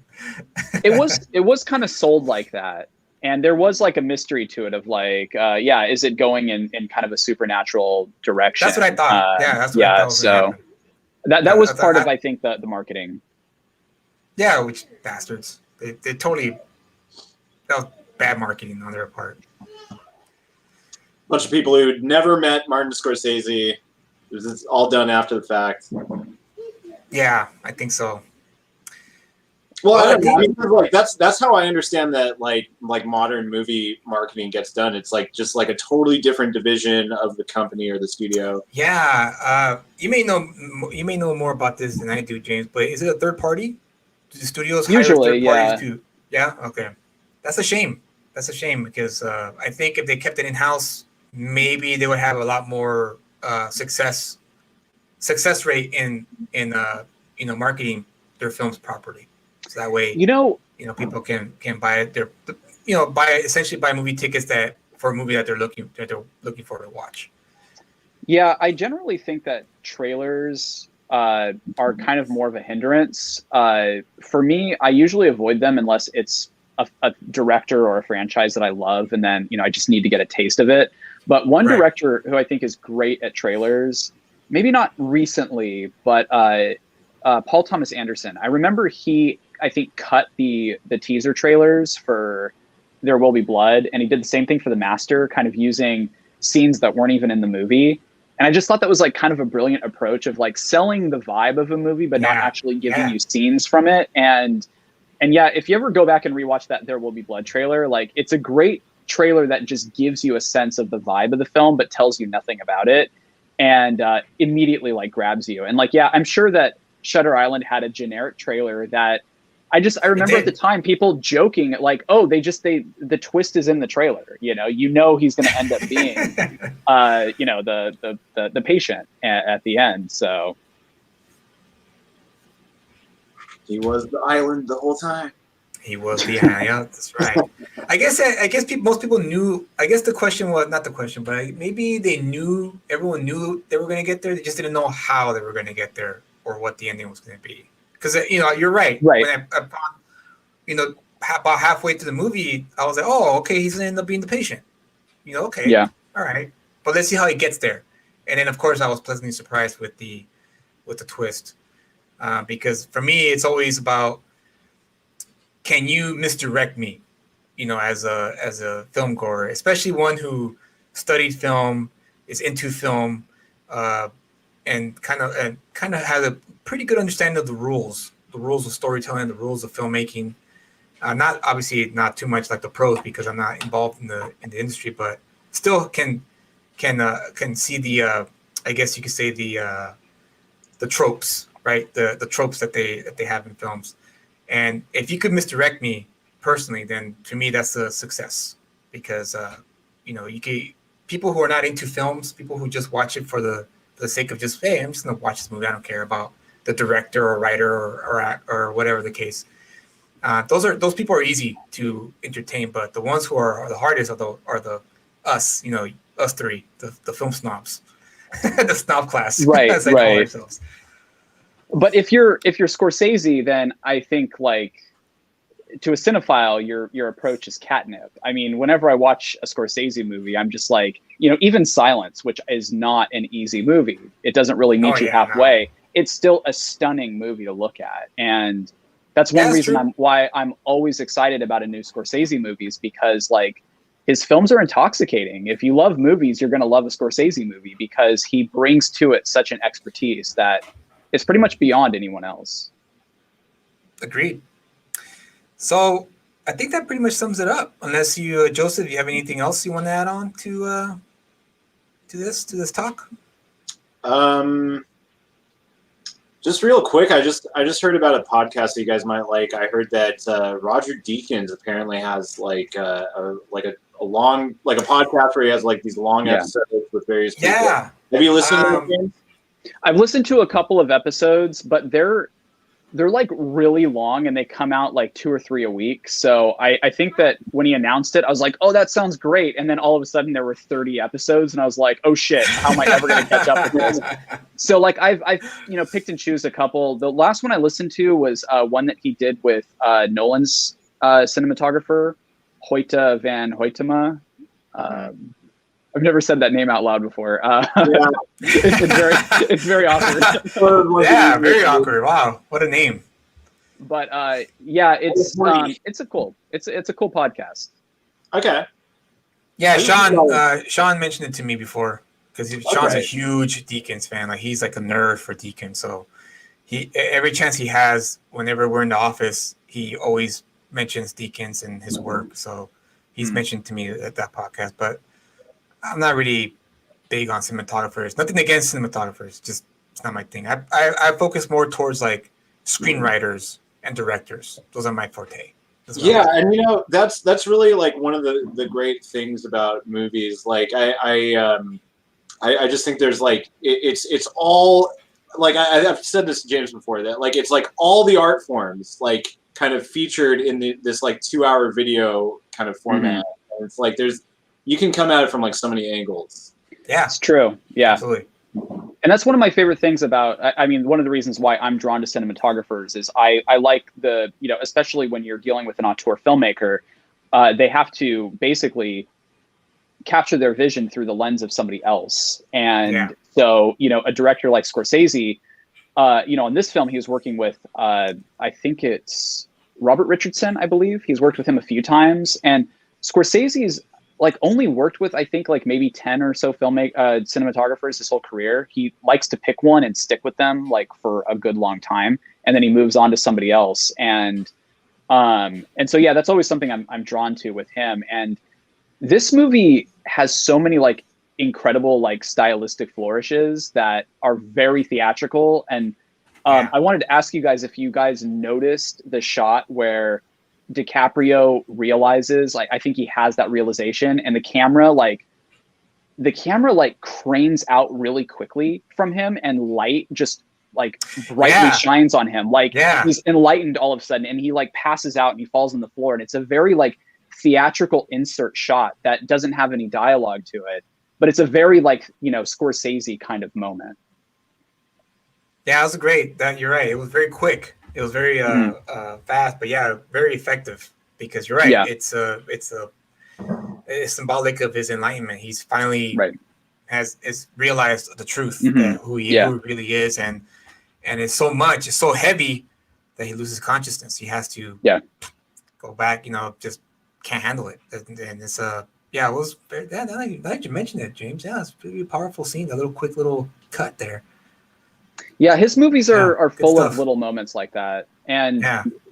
there was one other moment I wanted to ask you guys about too that always struck me about this film every time I've revisited it is in the very beginning, there's this shot that lingers near a graveyard that says, remember us, for we have lived and laughed and loved too. Yeah. And Yeah. I don't know, that's always struck me too as being kind of a big part of just like Scorsese's work. Like when he makes historical films, he tries to be as respectful towards the history as possible and to present those people as real people. And it's another thing that I think ties into, his sort of like empathy and objectiveness when he approaches a film is that he's trying to approach people as human beings and not like archetypes or, things like that. Yeah. Yeah, it's kind of reminiscent of how at the end of Gangs of New York, he doesn't just end the film there. Like he shows the graveyard and then the New York that we know now, like rising up around it. Yeah. Yeah. Absolutely. Yeah. Just the seeds of the society, the organized, society that we live in now came from all that chaos. Yeah, absolutely. One little Scorsese flourish I noticed in this movie was when they're first coming to Shutter Island and the deputy or whatever his name was, the guy from Drew Carey show. I don't John Carroll Lynch, who plays the Zodiac in Zodiac. Yeah. So like he's pointing out the three wings of the place, and each one of them gets a little Scorsese whip pan. I think that's the term.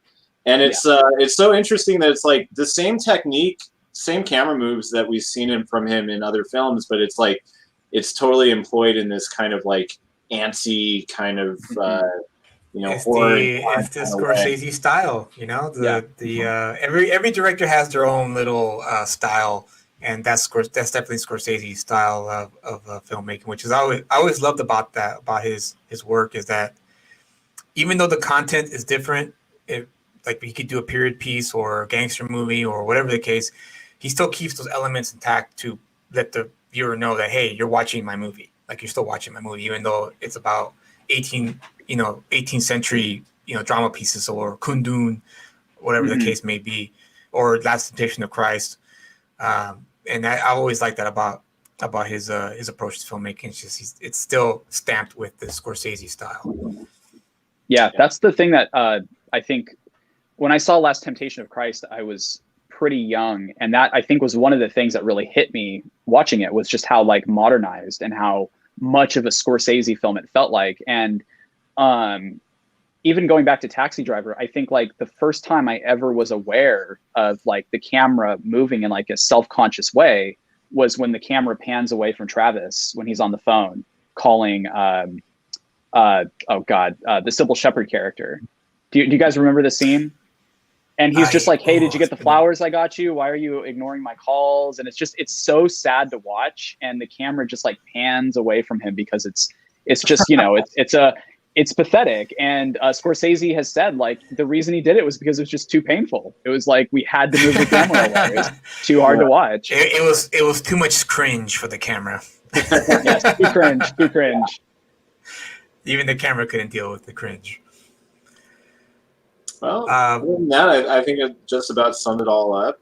We talked quite a long time about this movie, and and it was a great talk. There's a lot to discuss, a lot to dissect. No pun intended. Mm-hmm.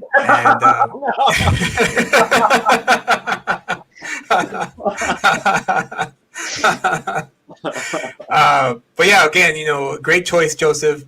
When you suggested it last week, I was like, perfect. Now I get to watch Shutter Island again. I hadn't seen it in years, so great opportunity to watch it and actually watch it with fresh eyes after 10 years. It was just like I said, it hit me differently this time around. Underrated film for sure. Not a film, not a popcorn movie. Obviously, it's one of those movies you have to watch every once in a while, a long period between each viewing, so that way it's not too heavy. But other than that, I think it's a great character study, a great commentary on mental health and how um, the techniques have evolved since the 50s, and thankfully so, because that it was just I just can't imagine people back in the 50s. Now, the fact that psychiatry was so new and fresh still during that time, it was starting to catch up. But have you seen that movie Fisticut Follies, the documentary? I haven't now. I think it's called Fisticut Follies. I can't remember, but that was a documentary where the guy went to a mental asylum to film the hospital, and it was a terrible freaking, like it pretty much blew the lid off, how they treated the criminally insane, like literally, like legit, like it was a legit, like, hey, this is a problem, and it was so controversial that the U.S. government censored it. They censored it, and they didn't allow anyone to watch the film. And then they started fixing the system. And then after they fixed the system, that's when they allowed the schools to show the film, not for public consumption. Only if you're in school and you're studying, mental health, or if you're a film student. Because I saw it because I was forgot the name of the film class I took at OCC. I think it was the directors of the 20th century or something like that, and that was one of the films that we saw. It was disturbing, man. I couldn't believe it. I was like, this is real? People actually treated people like this? Like, that's unbelievable. Titicut Follies, 1967 American direct cinema documentary directed by Frederick Wiseman. So I've heard the name before. Wiseman. And filmed by John Marshall, it deals with the patient inmates of Bridgewater State Hospital for the Criminally Insane, a Massachusetts correctional institution in Bridgewater. And, I bet it would make a good double feature with Shutter Island. It would. It really would, because like a great date night double feature. For movie night. But yeah, so with that in mind, watching this film, I just like the fact that Scorsese at least explored it, and presented it to the mainstream audience to remind everyone, like, hey, at one point in our history, we did treat our criminally insane terrible and inhumanely, and it's a nice little reminder for me, for him to do that kind of film. Agreed. Good movie. Yeah, sorry to bring everyone down that, but it just reminded me of Titicut Follies. On this week's episode. What was that? Not as many comments on this week's episode. No, it's fine. It's fine. It happened the same with when we reviewed Silence. Remember that, James? It was just like silence. Silence. Yeah. Utter silence. It was extremely difficult, man. We couldn't. It was hard to talk about that movie. Like, we tried so hard, and it was just like, dude, it's just such a bummer, man. Like, this movie was such a freaking bummer. So that was the movie about like Christianity in Japan, right? Yeah. That's a pretty esoteric subject for like a major filmmaker to take on. Yeah, but not surprising, considering that it's Scorsese. He always likes to, challenge himself with that kind of material, which is why once again, another to add on to why I respect him as a filmmaker. He's not afraid to explore various themes that are difficult to explore, and that was one of them. Silence was definitely a very difficult film to watch, and it left you like, ugh, like after it was over, it's like, oh man, I need to watch the Avengers cartoon on Disney Plus. Yeah. To wash it out. I mean, after seeing this movie and kind of putting it in the place of his filmography, I was kind of looking at all those movies and just being like, oh, these all have to be on my watch list. Like, this guy is somebody really worth taking seriously, and seeing everything he has to say. Like, if you won't be disappointed. A Scorsese movie, why not? Like, that's definitely on my bucket list. Yeah, I would watch Silence. Yeah, I would watch it. I think you'd get a lot out of it. It's a film that's a lot more about faith and just like the life journey of faith. And it has really nothing to do with any like specific set of beliefs. It's really universal, and which is a fascinating topic to see someone you respect take seriously. You know. Yeah. Mm-hmm. Yeah. Well, I'll check it out. Yeah, and then watch the episode. Cool. Yeah. Yeah, you can watch the episode and you can see how the three of us were just like, what do we talk about with this I one? don't know, guys. All right. Well, then that sums it up, it looks like, for Shutter Island. And Joseph, once again, thank you for choosing the film and being the host for this week and leading the conversation discussion about the film. Join us next week for 90s sitcom. We're taking a break from cinema, and after that, we're gonna do our underrated and overrated directors list part 2. And that one's going to be great because James will be involved in that, and I'm curious to know what his list is going to be. Just so you know, James, it's 5. I think we're going to stick to 3, or maybe we're going to push up to 5 directors each. Okay, I'm not sure. Yeah. It depends on the time. Yeah, it depends on the time. So we'll do that, and then after that, we'll let you guys know of the next film we'll watch and talk about. So, any lasting thoughts before we call it a night? Joseph? Silence. James? I mean, that's the best way to end the episode, so yeah. All right. So, join us next week. Subscribe to the channel if you haven't already. Leave a comment, hit the like button, hit the notification bell, and join us next week for 90 sitcoms. And you could list off your favorite sitcoms, and we'll discuss it. And oh, look at that, Ferris, you're still here. Diving Bell and the Butterfly. If you want great cinematography. Never heard of it. Never seen it. Good film. I've seen it. So, okay, cool. Who directed it? Oh, God, I can't remember the name of the director. Julian something. You know what? I've heard of that movie. Hold on, let me look it up real quick. Diving Bell. It was a pretty big deal when it came out. And the Butterfly. Is that the one about That was one about like somebody was like trapped in their own body. Yes. Yeah. Yes. Okay. That's why it rang a bell, but I wasn't entirely sure. Okay. Diving Bell. That's right. And he used the blinking for Morse code, right, to write his memoir, right? I believe so. correctly? Yeah. Okay. And the whole movie is kind of shot from his perspective and just, kind of being stuck, like you said, in his own body. A POV? Yeah, it's kind of a POV movie. And it's shot by Spielberg's cinematographer, Janusz Kaminski. Like, he rarely ever shoots another director's films. Yeah, right. Synchronicity, once again. Yeah. All right. Well, then, Ferris, thank you for joining us and commenting on our stream. Wallaby 88, thank you, sir, for joining us for a little bit there. And I think Miranda was also watching. So Miranda, hello and goodbye. Wow.